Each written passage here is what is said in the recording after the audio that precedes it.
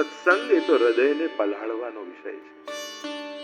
જ્યારે એ ભક્તિની લાગણીઓથી હૃદય સભર બને ત્યારે સત્સંગનો સ્પર્શ થયો કહેવાય. અને એટલા માટે ઘણા એવા અફસોસ સાથે અમને કઈ યાદ રહેતું નથી. હું તો કહું બહુ સારું, દર વખતે નવું લાગે. જ્યારે તમે વાર્તા વાંચો તમને નવી લાગે. કમીઓ અથવા અસમર્થતા એ ભગવત પ્રાપ્તિ માટે અયોગ્યતા ક્યારેય નથી. ઘણી ઘણી બધી વસ્તુઓમાં આપણે અસમર્થ હોઈએ. કોઈ ધનમાં, કોઈ વ્યવસ્થામાં, કોઈ ઘરમાં, કોઈ જ્ઞાનમાં, કોઈ કર્મમાં, કોઈ શરીરથી. ઘણા બધા કારણો અસમર્થતાના આપી શકાય, પણ પ્રભુ માટે આપણી કહેવાતી અસમર્થતા એની કૃપા માટેની અયોગ્યતા ક્યારેય નથી. કારણ કે પ્રભુને કૃપા કરવી છે તો તમારા અભાવથી આકર્ષિત થઈને પણ કૃપા કરી દેશે. કોઈની કંજુસાઈ જોઈને પણ ઠાકોરજીએ કૃપા કરેલી છે. કારણ આમાં તારું શું જાય છે, એક મુઠ્ઠી વધારે કાન પડી કાઢે છે ક્યાં. કોઈનો ક્રોધ જોઈને પણ કૃપા કરી છે, કોઈનો કામ જોઈને પણ કૃપા કરી છે, કોઈનો અભાવ જોઈને પણ કૃપા કરી છે. કાંઈ નથી, હું તો મુઠ્ઠી છોલે ચના ધરીશ. બોલો, મહાપ્રભુ ત્યાં પધારવું છે. વૈષ્ણવ બીક બતાવે ઠાકોરજીને, અભાવમાં આનંદથી રહો, નહીં તો વલ્લભના ઘરે પધરાઈ આવીશ. ઠાકોરજી કે ના, મારે તો તારે ત્યાં બિરાજવું છે, વલ્લભે મને તારા માટે પધરાયો. એનું અભાવ એ જ પ્રભુ માટે આકર્ષણ બની ગયું. અને આજે ગમે તેટલો મોટો 56 ભોગ મથરાધીશને થાય, પણ કટોરીમાં છોલા તો અવશ્ય આવે. વિચાર કરો, હજારો 56 ભોગો ઇતિહાસમાં થયા હશે, પણ યાદ તો છોલે જ કરાય છે. ઇતિહાસના પાનાઓમાં ક્યાં ખોવાઈ ગયા આપણને ખબર નથી. અને એટલા માટે આપણી કોઈ પણ પ્રકારની અસમર્થતા એ અયોગ્યતા. ભગવાન અને જીવમાં ફરક જ એ છે ને, માણસ સંબંધો તોડવાના બહાનાઓ ગોતતો. જો ને બધાને કંકોત્રી આપીને આપણને જ ના, યા 2 દિવસ મોડું થઈ ગયું, લગ્નની સિઝન ચાલે છે એટલે યાદ કરું. કેટલા કારણો આપણે ગોતી લઈએ છીએ કે એને આમ કર્યું ને આને આગળ કર્યા ને મને પાછળ કર્યું ને ન બોલાયા ને બોલાયા ને હવે પૂરું બધું. અને ભગવાન, માણસ અને ભગવાનમાં ફરક જ છે. ભગવાન અને માણસ સંબંધો તોડવાના કારણો ગોતીને તોડી લે છે, અને ભગવાન હંમેશા જીવની સાથે સંબંધ જોડવાના જ કારણો ગોતતા હોય છે. ચલ તે મિશ્રી ધરી ને, આજથી આપણે પાક, આજે તું મારો અવૈષ્ણવ થઈ ગયો, તારી મિશ્રી મને બહુ ભાવે. તે જારી ભરી ને, એમ તો ક્યારેય સેવામાં નથી આવતો, પણ આજે તે જારી ભરી, લાવ તારા પર કૃપા કરી દો. પ્રભુ કૃપા કરવાની તકો ગોતતા હોય. આજ તો પુષ્ટિ પુરુષોત્તમ છે. પ્રભુને જાણી જશો ને તો જીવનની કોઈ પણ ઘટનાઓ ભગવાન માટે તમને ક્યારે અભાવ નહીં લાવે. સત્સંગની આ તો શ્રેષ્ઠતા છે ને. સત્સંગ દ્વારા પ્રભુને એ રીતે જાણી જવા, એ રીતે પામી લેવા. ગમે તે વિપરીત ભગવાન લીલા કરે ને તો એમાં પણ જીવને આનંદાત્મક લીલાનો અનુભવ થાય કે પ્રભુ નરસિંહ બનીને પ્રગટ થાય તો વૈષ્ણવને આનંદ થાય. ઓહો, આજે તો પ્રભુ કેવા સુંદર લાગો છો, આપ તો નરસિંહ રૂપે દેખાઓ છો. વામન બની વિરાટ થઈને બધું લઈ લે તો પણ બલિરાજાને કૃપા લાગે. ક્યારે? કારણ કે દુનિયાની સૌથી સુરક્ષિત જગ્યા કોઈ હોય તો ભગવાનનું ચરણ જ છે. એટલે આપણું બધું પ્રભુને ધરવું એ ગુમાવવાનું નથી, સૌથી સુરક્ષિત જગ્યામાં રાખવાની વાત છે. અને એટલે તો 16 સ્કંદમાં મહાપ્રભુજી આજ્ઞા કરે છે, સર્વ સમર્પિતમ ભક્ત્યા કરતાર્થોસી સુખી ભવ. સર્વ સમર્પણ કરીને સુખી થઈ જા. તારી પાસે પકડેલું છે તે પકડેલું છે, દુઃખ ત્યાં સુધી છે. જે દિવસે એને સોંપી દઈશ પછી શેનું દુઃખ? આ સત્સંગની સરિતા રોજ નવા ઘાટો પર થતી રહેશે. જેમ યમુનાજીનો કલકલ વહેતો પ્રવાહ હોય ને, વિશ્રામ ઘાટે પાન કરો, ઠકરાણી ઘાટે પાન કરો, તમે ગોવિંદ ઘાટે, દરેક ઘાટના ભાવનો આસ્વાદ કેવો બદલાય. વિશ્રામ ઘાટે પાન કર્યા પછી પણ વૈષ્ણવને લાલસા તો એ રહે કે લાવ ને ઠકરાણી ઘાટે પણ પાન કરી આવું. અરે આટલા જ કિલોમીટર તો આગળ છે જલનો પ્રવાહ. જેટલું પ્રવાહની મહત્તા છે એટલી જ ઘાટની પણ મહત્તા છે.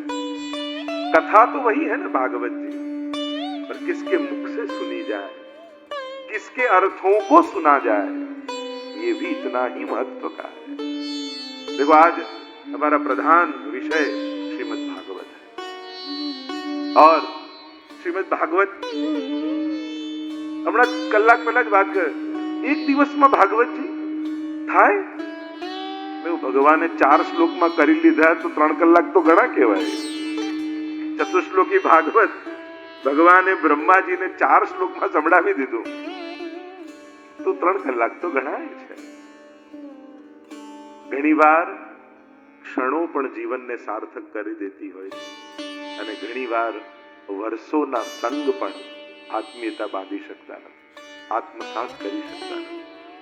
એ જ યમુનાજીના કિનારે વસનારો, વર્ષોથી રહેનારો વ્યક્તિ યમુનાજીના ભાવને યા સ્વરૂપને પ્રાપ્ત ના કરી શકે અને ક્યાંક વર્ષો બાદ પહેલી વાર યમુનાજીના તટ પર જઈને પાન કરનારો વ્યક્તિ યમુનાજીને પામી લે. આ તો પઢે લિખે સુને નહીં આવે. આ બધા આપણા લૌકિક ગણિતોથી બહુ બહારની વાતો છે. આપણા જીવનમાં લૌકિકતા કરતા કરતા આપણી બુદ્ધિમાં લૌકિકતા વસી ગઈ છે અને વસવાને કારણે પ્રભુને પણ લૌકિક વ્યવહારિક દ્રષ્ટિથી આપણે જોઈએ છીએ. શું એને ગમે, શું ન ગમે, આમાં પ્રભુને રૂચે ન રૂચે. પ્રભુ સંબંધી ગણિતો જુદા છે. શ્રીમદ ભાગવતજીને કેન્દ્રમાં રાખીશું. અનેક પ્રકારથી ભાગવતજીની વ્યાખ્યાઓ, એમ તો ઘણો વિસ્તાર ભાગવતજી માંગે. વિદ્યાવતામ ભાગવતે પરીક્ષા, ત્યાં સુધી કહો વિદ્વાનોની તો પરીક્ષા શ્રીમદ ભાગવત છે.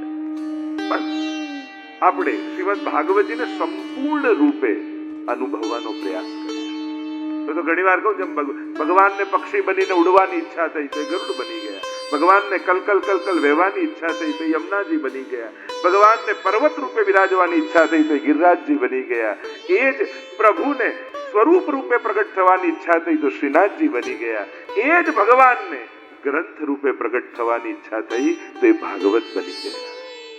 આ શ્રીમદ ભાગવત એ સાક્ષાત શ્રીનાથજીનું, શ્રી કૃષ્ણનું વાંગમય રૂપ છે. શ્રી કૃષ્ણ આ કલયુગમાં કઈ રીતે મળે? આચાર્યો તો એમ કહે, ભાગવતની કથા મળે ને તો એમ જ માનજો કે કૃષ્ણ મળી ગયા તમને કલયુગ. કદાચ આપણે એટલા ઇન્દ્રિયોનું સામર્થ્ય નથી કે આ આંખે તુરંત એને જોઈ લઈએ, આ કાને સાંભળી લઈએ, પણ ભાગવત મળી તો માનજો કૃષ્ણ મળી. આ કળિયુગમાં પ્રગટ કૃષ્ણ કોઈ હોય તો કથારૂપી ભાગવત છે. હમણાં વડોદરા કથા ચાલતી હતી ને, એક વૈષ્ણવે સરસ વાત કરી કે જે કથામાં બધા ખૂબ ભાવ આવેશમાં હોય એટલે આમ પોતાના હૃદયની હરખ કરતા હતા કે મને કે હવે કળિયુગ નથી ચાલતો, હવે તો કડીનો યુગ ચાલે છે. હમણાં તો ઘરે ઘરે કે દરેક વૈષ્ણવના ઘરે હવે કળિયુગ નથી, કડીનો યુગ છે કે આપ લોકોની જ યુટ્યુબમાં કથાઓ ઘરે ઘરે ચાલતી હોય.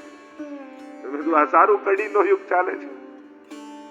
મૂળ વાત એ છે, ભગવત નામને ઘરે ઘરે પહોંચાડવું, આનાથી મોટી એક આચાર્ય માટે સિદ્ધિ શું હોઈ શકે? શરીરને દેશ નડે, બોર્ડરો નડે, પાસપોર્ટ જોઈએ, વિઝા જોઈએ, કાળ, દેહ બધું જ નડે. શરીર માટે બંધન છે. વિચારોને કાંઈ નડતું નથી. વિચારો બધી સીમાઓને ઓળંગી વિશ્વના ખૂણે ખૂણે પહોંચી શકે. ભલે માધ્યમ લોકો કે આ યુટ્યુબ નું માધ્યમ કે ચેનલ નું માધ્યમ, આ ના હોત તોય આ વાણી ઘર ઘર સુધી હોત જ. વ્યાસજી સમય કઈ હતું, વાલ્મીકીજી, તુલસીદાસજી સમય હતું, મહાપ્રભુજી સમય કઈ હતું, તો એ ઘરે ઘરે સોળસગંજ પહોંચ્યા છે. વિચારો પહોંચે છે. માધ્યમોની મહત્તા નથી હોતી વૈષ્ણવો. આ માધ્યમો ન હોત તો એ ઘરે ઘરે આ વાણી ગૂંજતી જ હોત. અને પહેલા શરૂઆત કરી ત્યારે નહોતું, ત્યારે તો સીડી પેલી ચાલતી, જયારે કથાની શરૂઆત થઈ સીડીના સેટ લેવા આવે. અને સીડીના સેટ એમાં પાછું બગડી બી જાય થોડા ટાઈમમાં, બીજો પાર્ટ ગયો, ત્રીજો પાર્ટ ઘસાઈ ગયો, લોકો બદલાવ આવે, પ્લીઝ આ બદલી આપો ને. અને હવે ગયું, યુગ બદલાયો, સમય બદલાયો, લોકો મોબાઈલ સુધી પહોંચી ગયા. પણ આનંદ એ વાતનો છે, લાખો લોકોના જીવન બદલાયા છે. જયારે લોકો આવીને અભિવ્યક્ત કરતા હોય, જયારે કથા પૂરી થાય ને અમે લોકો દરેક ગામમાં થોડી વાર બિરાજી, બધા વંદન કરવા આવે, અને ત્યારે એક એક ના ભાવ તમે જુઓ, તમને એમ લાગે કે શું ચમત્કાર થઈ રહ્યો. મહાપ્રભુજી આ શરીરને નિમિત્ત બનાવીને શું કાર્ય કરી રહ્યા છે. આપણને આશ્ચર્ય કરનારા તો વલ્લભ જ છે. શ્રી વલ્લભ જ આ બધું જ કરતું અકરતું અન્યથા કરતું છે. અને મૂળ વાત તો એ છે કે વલ્લભ કુલ અને વૈષ્ણવ કુળની વચ્ચે જે પ્રેમનો નાતો જોડાયો છે ને, સૌથી મોટી સિદ્ધિ તો એ છે. ઘણી વાર ઘણા સંતો, મહાત્માઓ, કથાકારોને આશ્ચર્ય થાય કે અમે આટલું કરી કરીને થાકી જઈએ છે તોય લોકોના દિલ આમાં જીતી નથી. આ વલ્લભ કુળ જોડે વૈષ્ણવોને કયો પ્રેમ છે, કયો સ્નેહ છે, એવું તે શું છે એને ખબર નથી. આ લોહીના સંબંધો નથી, આ તો આત્માના લીલાના સંબંધો છે. એ જગતના વ્યવહારથી સમજમાં ક્યારે આવવાના નથી દુનિયાને. नहीं तो घनी बार घड़ा बातों के आप लोगों को ये वैष्णव इतना स्नेह क्यों करते, આટલો આપ લોકો માટે આટલો ભાવ કેમ વલ્લભ કુળ માટે વૈષ્ણવને? એ લોકોને સમજમાં ના આવે. અમે લોકો આટલું કરીને થાકી જઈએ તો આટલો સ્નેહ નથી પ્રાપ્ત કરતા. ત્યારે સમજાવવું પડે આ કેવલ કોઈ વ્યવહારથી ખુશ કરવાની વાત નથી, આ તો એ લીલાનો સંબંધ છે જેનું ખેંચાણ વૈષ્ણવ. તો શ્રીમદ ભાગવતની જે ચર્ચા આપણે કરી રહ્યા છે કેન્દ્રમાં રાખીને પ્રસિદ્ધ, અને શ્રીમદ ભાગવત એવો એક ગ્રંથ છે જેના માટે પ્રભુએ 4 અવતારો લીધા. આ એક ગ્રંથ એવો સ્વયં નારદજી રૂપે અને પ્રેરણા કરી વ્યાસજીને. વ્યાસજીએ શ્રીમદ ભાગવતની રચના કરી, બીજો અવતાર વ્યાસજી પ્રભુનો.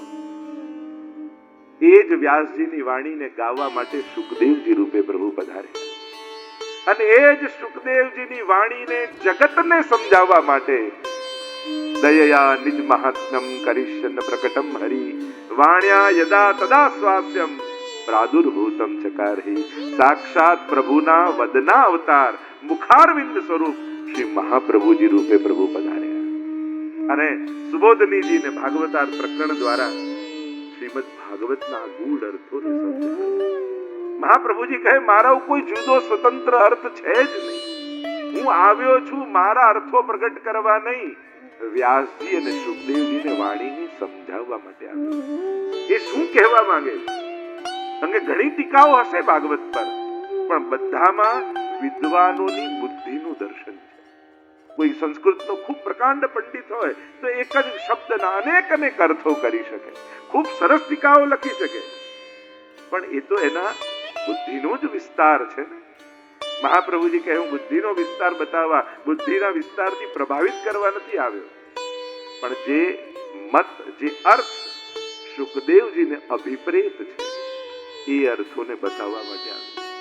એટલે મારો સ્વતંત્ર કોઈ અર્થ નથી, સુખદેવજી જે કહેવા માંગે છે એ જગતને બતાવું.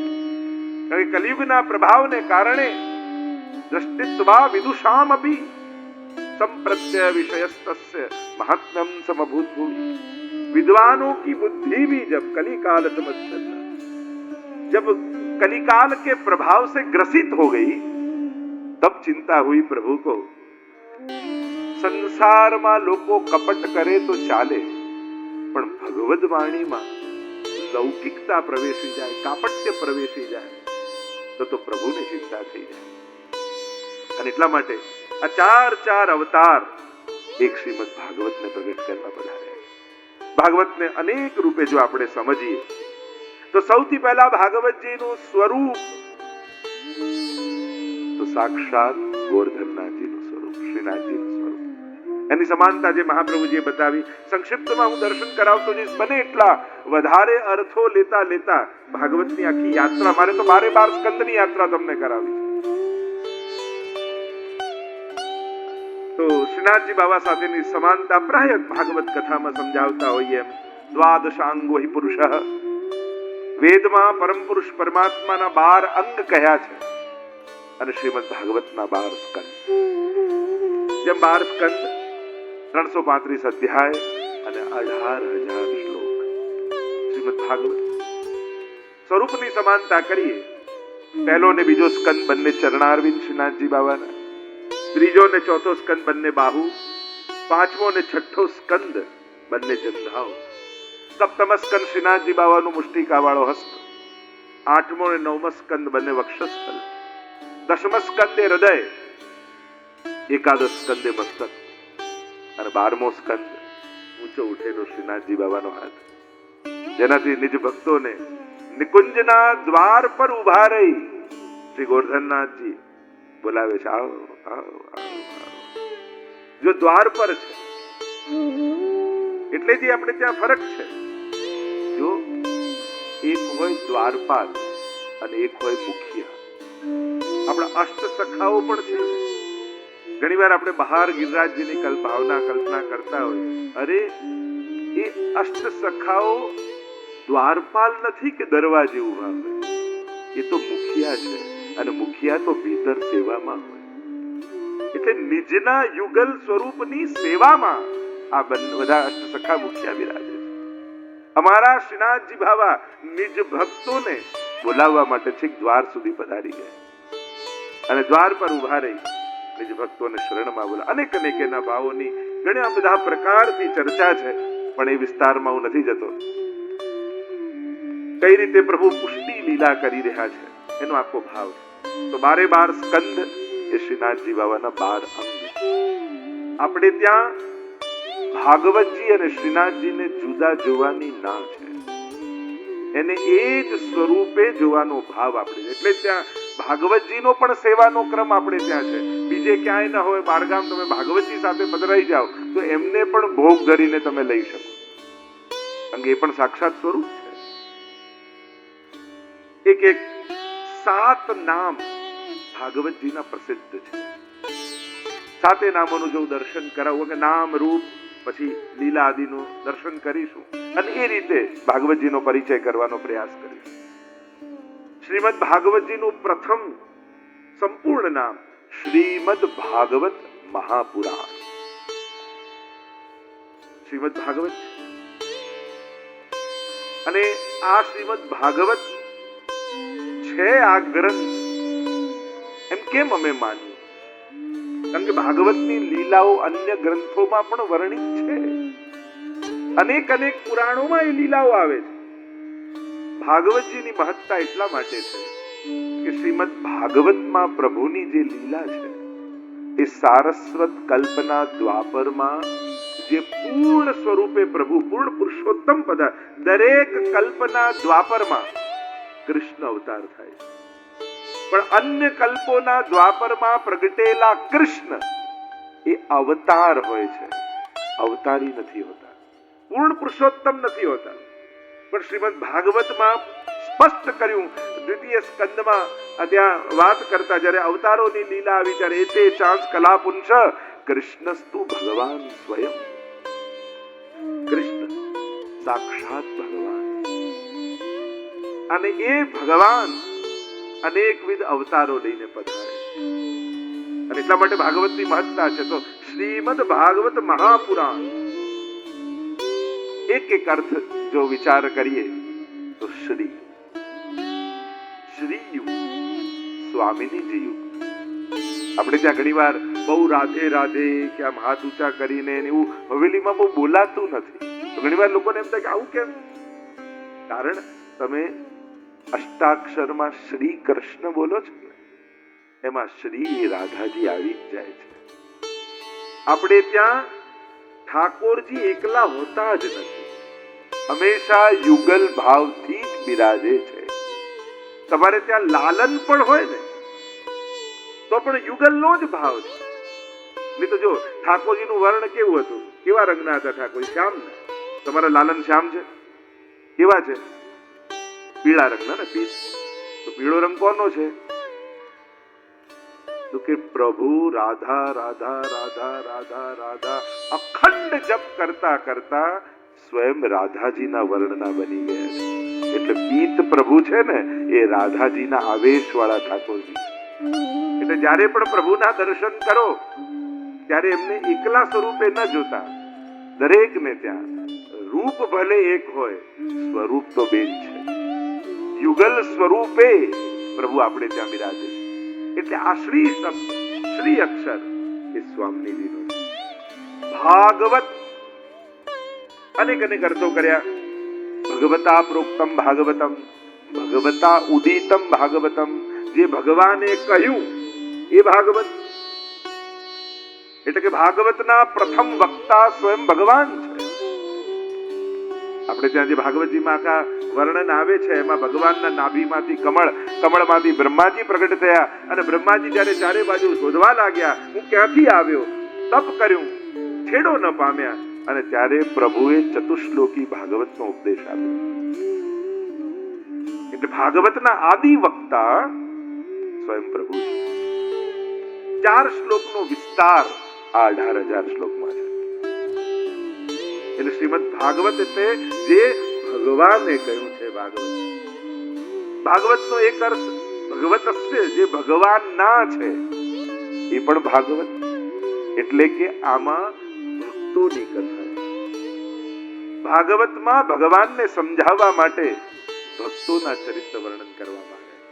આપણે ત્યાં ગોકુલનાથજીનો પ્રસંગ આવે ને કે એકવાર કથા કરવા ગોકુલનાથજી બિરાજમાન થયા અને કથા રહી ગઈ ને ભગવદીઓની વાર્તા ચાલી ને એટલી બધી ચાલી કે એ દિવસે ભાગવત કરવાનું રહી ગયું. ત્યારે વિરામ થયો ત્યારે વૈષ્ણવામીને કહ્યું, જયરાજ આજ કથા તો રહી ગઈ. ત્યારે આપશ્રી આજ્ઞા કરી, આ કથા રહી ગઈ પણ આજ કથા કો ફલ કહી દિયો. કથા રહી ગઈ પણ કથાનું ફલ મેં આજે સંભળાવી દીધું. કારણ કે ભગવાનની કથાનું ફળ એ ભગવદીઓના ચરિત્ર છે.